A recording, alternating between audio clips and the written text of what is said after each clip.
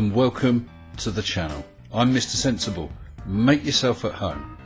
I hope that you all had a wonderful Christmas and that your new year will be fabulous. Today we're going to have a look at Mr. Eric Dubay again, and he's going to explain how the midnight sun works on a flat earth. But before we get to that, a quick thanks to my patrons. With massive thanks to all my patrons, including new patrons Alexander Henkel, Janie, Stephen Huxtable, Paul Reap, Surf, Number 6, and my newest patrons Corpus Defectus, Tiffany Hall, Erebathron and Bardtail. Thank you all so very much. As ever, thank you guys. So Mr. Dubay, I thought that midnight sun couldn't work on the flat earth. I look forward to you showing us wrong. Roll VT. The midnight sun is a phenomenon experienced by observers north of the Arctic Circle And the Antarctic Circle, Eric. Don't forget that. during summer solstice, where the sun can be seen circling over and around 360 degrees without ever setting. And the winter solstice in the Antarctic, you get midnight sun.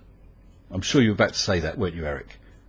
Depending how far north the observer is, the sun can be seen for several days or weeks, rising and falling as usual, but never fully setting beyond the horizon. Or how south you are. But don't forget this, Eric, please. This is because the sun, having reached the Tropic of Cancer, is making its tightest, narrowest circle over the Earth. But of course, Eric, we both know that the sun does not circle around and over the Earth. The Earth rotates roughly once every 24 hours, and it orbits the sun once a year. But just for the sake of this argument of yours, let's just assume it is circling over a flat Earth. So much so that observers positioned centrally within the Arctic Circle are never at any time significantly far enough away from the sun for it to set beyond their horizon. Well, that's true, Eric. Unfortunately, what is also true is those in the extreme south are significantly farther away from the sun, to the extent that they won't see it at all. Not until after summer solstice, when the sun makes its way back towards the equator, will the sun set completely and the Arctic days begin getting shorter. Quite right, and of course that's when the sun starts to rise in the extreme south.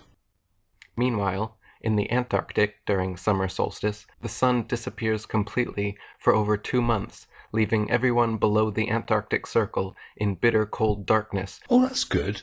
So then you do accept that when the sun is over the Tropic of Cancer and you end up getting midnight sun in the north, you get 24-hour dark in the south.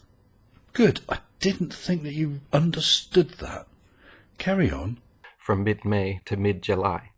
Again, this is because the sun, narrowing and tightening its path towards the Tropic of Cancer, means it has moved significantly far enough away from the Antarctic perimeter so as not to be seen by observers positioned so far south. So you do understand it. That's smashing. There is a slight problem with this theory. The Tropic of Capricorn seems to be an awfully lot bigger than the Tropic of Cancer, and a bit bigger than the equator. This is a bit of a problem because it's got to make those circuits once a day. If the circle is bigger, it's got further to travel, and so if it's got further to travel in the same time, it has to be going faster, Eric. Only it seems to go at 15 degrees per hour. Ask Bob about that. 15 degrees per hour without fail. So how does this work? Not until mid-July, when the sun expands and widens its path back significantly far enough, will Antarctic observers again be able to see the sun above the horizon. This would appear to be a second problem, Eric. What exactly is the sun going around? And if it is actually orbiting something, how, if you don't accept gravity? But even if you did, and it's carrying out an orbit, how can that orbit get bigger unless whatever the attractive force was is fading in some way? And then having faded so that the sun goes out as far as the Tropic of Capricorn, what makes it suddenly decide to tighten up again? Is it like a giant swing ball or something? And the Antarctic days begin getting longer. In order to fit the heliocentric globe model, this midnight sun phenomenon must also occur for observers south of the Antarctic Circle during winter solstice. Well, that's right, Eric, because there's nothing special about the north or the south in the globe model. So yes, during the winter solstice, when the sun appears furthest south, you will get longer and longer days, and beyond the Antarctic Circle, you will get 24-hour days, midnight sun. Depending how far south the observer is, the sun should be seen for several days or weeks, never fully setting, just like it does in the north. See, Eric, I knew that all those rumours about you had to be false. A nice guy like you couldn't be as dumb as so many people are saying. In reality, however, there is never 24-hour sunlight anywhere in Antarctica at any time of year. No, you're right. He's crazy. Yeah, absolutely crazy. He's a couple of loaves short of a picnic. Yeah, I know. Yeah. Oh, hold on. I better go. I left the camera running. Yes. See ya.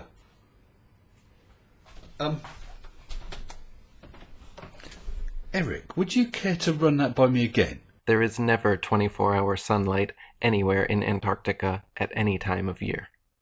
During winter solstice, when the sun is circling its widest path over and around the Tropic of Capricorn, observers far enough south will experience extended daylight hours due to proximity with the sun. Well, Eric, me old mucker, that would appear to be yet another problem. Even if there was not 24-hour sun in the extreme south, by your own admission, there are extended hours. For the hours to be extended, say longer than 12, that means that with your Antarctica stretched all the way around the flat plane of the Earth, over half of that would have to be lit. So how does the sun light over half of it? If the size of its spotlight is bigger, it would reach to the very north, and yet it's winter there where they got short days. Or does it sort of curve round? This doesn't work, Eric. It just really doesn't work. You're making stuff up, aren't you? But we'll still observe it to rise and set beyond the horizon completely every single day. Not in the extreme south. Just like in the extreme north, there is a period with 24-hour daylight. Fact. In fact, this is why the Arctic and Antarctic climates are so strikingly dissimilar, because of the drastically different amount of sunlight received by each. No. Every single point on the Earth receives the exact same number of minutes of daylight in a year as every other. Based on the heliocentric globe model, both the Arctic and Antarctic receive comparable amounts of sunlight every year. Not comparable, exactly the same. And so should have comparable temperatures, seasonal changes, and ability to sustain plant and animal life, but in reality differ greatly in these ways. Not at all, Peanut. Have you not heard of climate? It also depends on altitude, wind patterns, where the oceans are. I mean, look at the UK. We benefit from the Gulf Stream drift, which helps keep us that little bit warmer.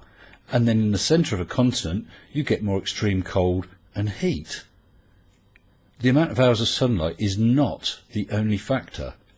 And both the Arctic and the Antarctic are very different than each other. For a start, one is on a continental landmass. The other is ocean, frozen ocean.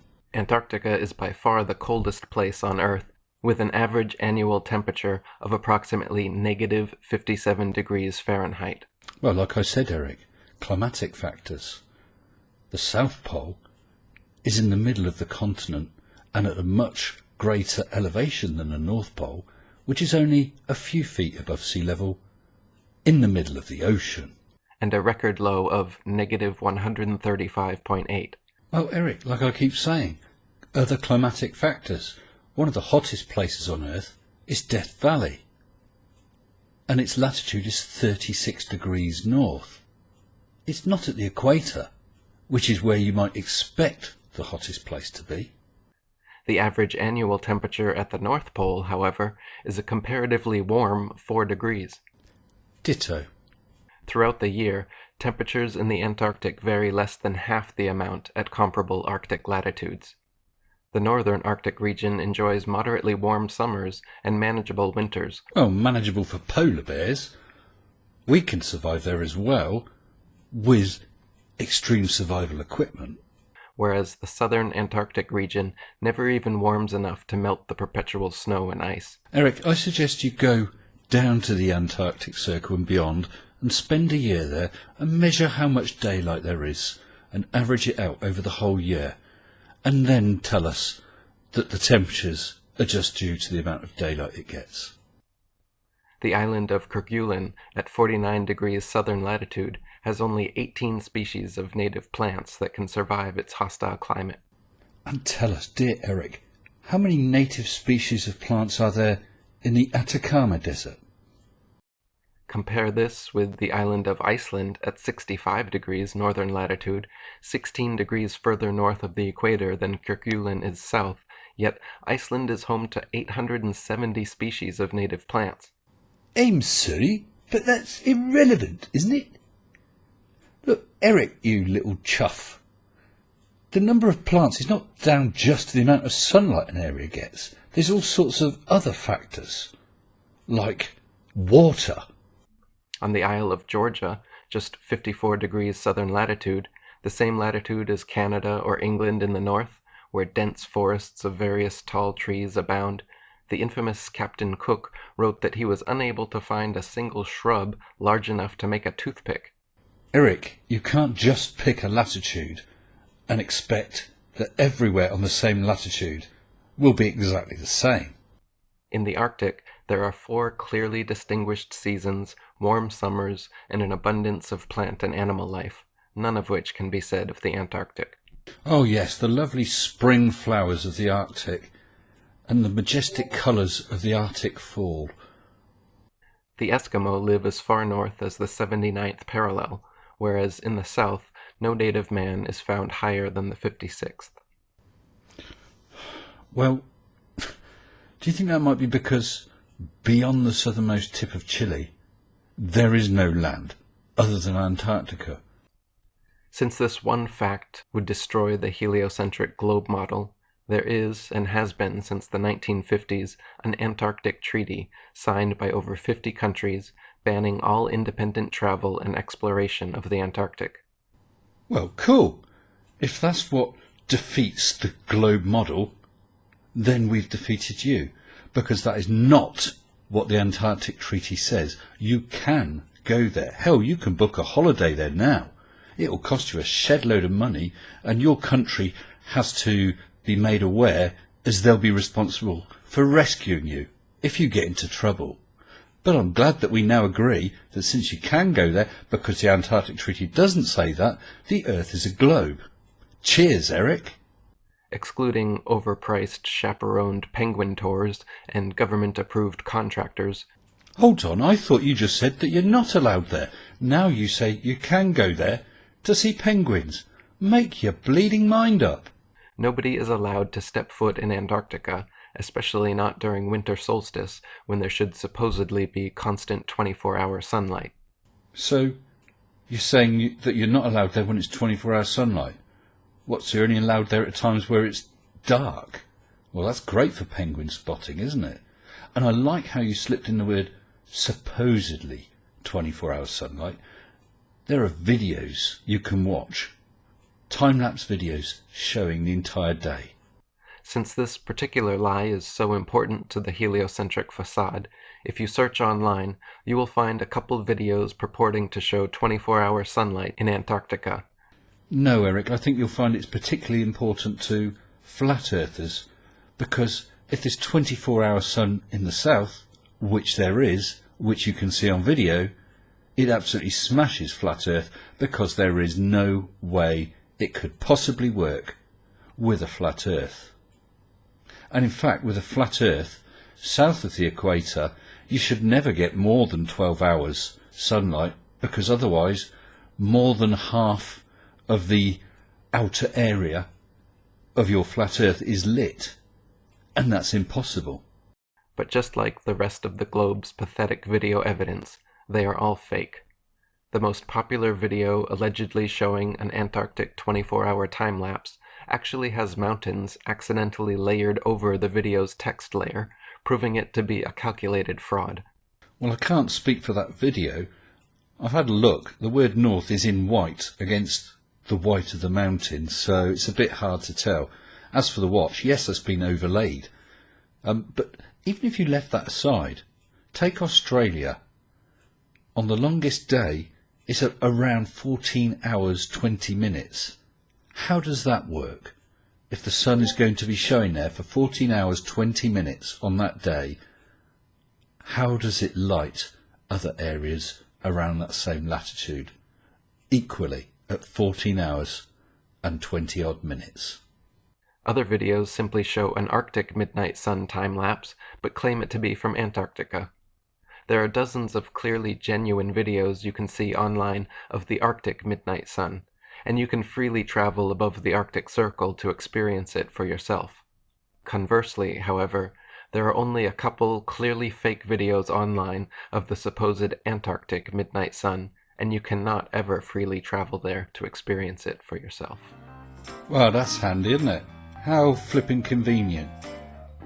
All these videos of 24-hour sun in the north are obviously valid. All the ones from Antarctica are fake.